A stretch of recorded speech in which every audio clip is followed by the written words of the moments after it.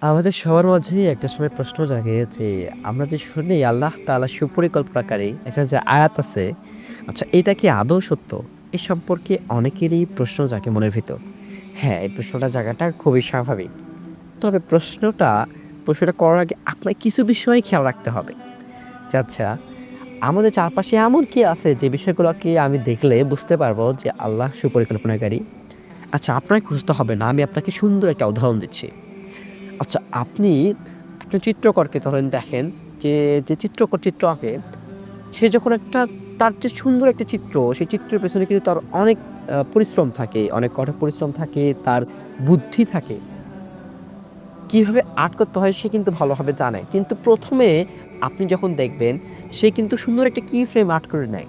আচ্ছা, কি ফ্রেম যে আর্ট করবে, কি ফ্রেমটা কিন্তু মেইন বিষয়। আপনি শুরুতেই যদি কি ফ্রেমটাকে নষ্ট করে ফেলেন, তাহলে নেক্সট এ দেখতে পারবেন আপনার চিত্রটা কিন্তু সুন্দর হবে না। সো ১ম এ আপনাকে কি করতে হয়? কি ফ্রেমটাকে ঠিক করতে হয়।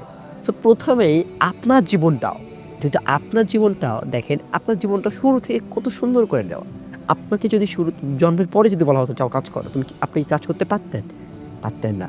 আল্লাহ তাআলা আপনার জীবনটাকে কত সুন্দর করে একটা কি ফ্রেমের মধ্যে আবদ্ধ করে ফেলছে।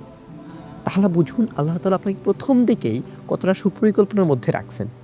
নেক্সট দেখুন, একজন চিত্রকর যখন কোনো কিছু আঁকে, কোনো চিত্র আঁকে, তখন তার শুরুর দিকে এই পরিশ্রমটুকু করতে হয় এবং মাঝখানে সে যখন চিত্র অঙ্কন করে, তখন দেখবেন তার চিত্রের মাঝে চিত্রটার দিকে তাকালে মনে হবে যে চিত্রটা এত খারাপ দেখতে কেন? চিত্রটা কিন্তু একটু অনেক জঘন্য রকম দেখতে মনে হয় মাঝখানটাতে। কেননা তখন সেরকম কোনো আঁকাআঁকি হয়নি তখনো পর্যন্ত। শুধু শুরু হইছে মাঝখান টাইপে। তো দেখুন শুরু থেকে শেষ পর্যন্তের মধ্যে কিন্তু তার চিত্রটা হঠাৎ করে কেউ যদি গিয়ে দেখে, তাহলে তার কাছে চিত্রটাকে জঘন্য লাগবে। সে কিন্তু বুঝবে না যে চিত্রটা কি আঁকতেছে। তো তেমনই আমাদের জীবনের মাঝে আমরা যখন চলাফেরা করি, কাজ করি, পড়াশোনার মধ্যে যাই অথবা কাজ করি, তখন দেখতে পাই মাঝখানটাতে সময়টাতে আমাদেরকে পরিশ্রম করতে হয়। আমরা এই সময়টাতে ভেঙে পড়ি যে আচ্ছা, আসলেই কি আল্লাহ তাআলা সুপরিকল্পনাকারী? যদি সুপরিকল্পনাকারী হতেন, তাহলে মাঝখানটাতে আমি এত কষ্ট পাচ্ছি কেন? আমার পড়াশোনার মধ্যে এত ব্যাঘাত ঘটতেছে কেন? এই প্রশ্নটা আমাদের মাঝে জাগে। যেমন হঠাৎ করে চিত্রকরের ওই চিত্রটা কেউ দেখলে ভাবে যে, "কি আঁকতেছে? এমন পাগলামি কেন?" তেমনই। কিন্তু লাস্ট পর্যায়ে দেখবেন ওই চিত্রকর যখন লাস্ট স্টেজে থাকে, অঙ্কনের লাস্ট স্টেজে থাকে, তখন কিন্তু তার মানে একদম শেষ করে ফেলে, সবকিছু শেষ। তখন যে কেউ দেখলে কিন্তু তাক লেগে যায়।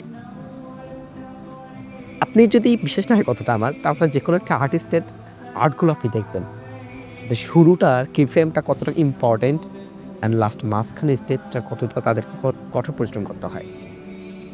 সো এই বিষয়টা আপনি খেয়াল করেন। লাস্ট পর্যায়ে গিয়ে কিন্তু সে যদি কঠোর পরিশ্রম করছে বিধায় লাস্ট পর্যায়ে গিয়ে এত সুন্দর একটা ছবি পায়। তেমনি আপনি যদি মাঝপথে ভেঙে না যান, আল্লাহ তাআলার সুসময়ের জন্য অপেক্ষা করেন, তাহলে কিন্তু আপনিও আল্লাহ তাআলার সুপরিকল্পনার মাঝেই পড়বেন।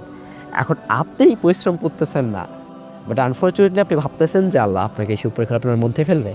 আপনি পরিশ্রম করতেছেন না, কোনো কাজ করতেছেন না, চুপচাপ বসে আছেন। শুধু বসে থাকলে হবে। আল্লাহ তাআলা তো আপনাকে রিজিক দিয়েছেন, সবকিছু দিয়েছেন। কিন্তু আপনাকে তো সেই রিজিকটাকে নিজে আনতে হবে। আপনাকে পরিশ্রম করতে হবে।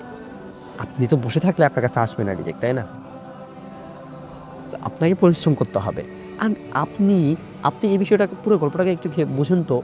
শুরু থেকে একদম শুরু থেকে চিত্র থেকে শুরু করে চিত্র শুরু থেকে যে উদাহরণটা দিলাম শেষ পর্যন্ত, সে ব্যক্তিটা যদি মাঝখানে যদি দেখতো যে এটা এমন কি আর্ট করলাম এটা, ধ্যাৎ বাদ দিয়ে দেব। আপনি একটা আর্ট করতে ধরেন দেখে। ধরে মাঝখানে যদি আপনি ভাবেন যে কি আর্ট করলাম এটা, ছেড়ে ফেলি।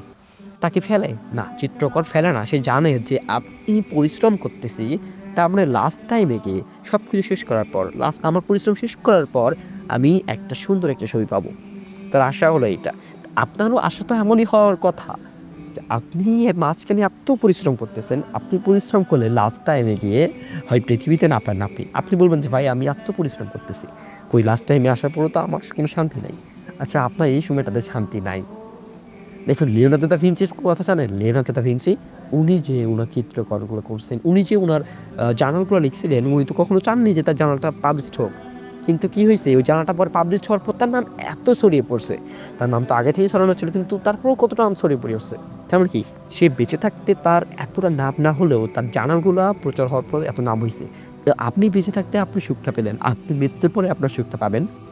সমস্যা কি? তো দেখুন আল্লাহ তাআলা আমাদের জীবনটাকে কত সুন্দর করে পরিকল্পনা করে তৈরি করছে। সো দেখুন এভাবে আপনার এর মাঝে কোনো সন্দেহ রাখার মতন কোনো বিষয় নেই। আল্লাহ তাআলা নিশ্চয়ই সে পরিকল্পনাকারী। আপনি যদি একটু পরিশ্রম করেন তাহলেই আপনি বুঝতে পারবেন এবং আশপাশে যা ঘটে যাচ্ছে সবকিছু যদি আপনি খেয়াল করেন তাহলে বুঝতে পারবেন। যে দেখুন তো আপনাকে কি দেওয়া হয়নি। আপনার বাড়ির পাশে মনে করেন একজনের পা নেই, আপনাকে তো পা দেওয়া হয়েছে। অনেকেরই তো হাত নেই, আপনাকে তো হাত দেওয়া হয়েছে কাজ করার জন্য। অনেকেরই তো কথা বলতে পারে না, আপনাকে আমাকে তো কথা বলার শক্তি দিয়েছেন। অনেকে তো দেখতেই পারেন না, আপনাকে আমাকে দেখার শক্তি দিয়েছেন। অনেকে তো শুনতেই পারেন না, আপনাকে আমাকে শোনার ক্ষমতা দিয়েছেন আল্লাহ। আর কি সমস্যা ভাই?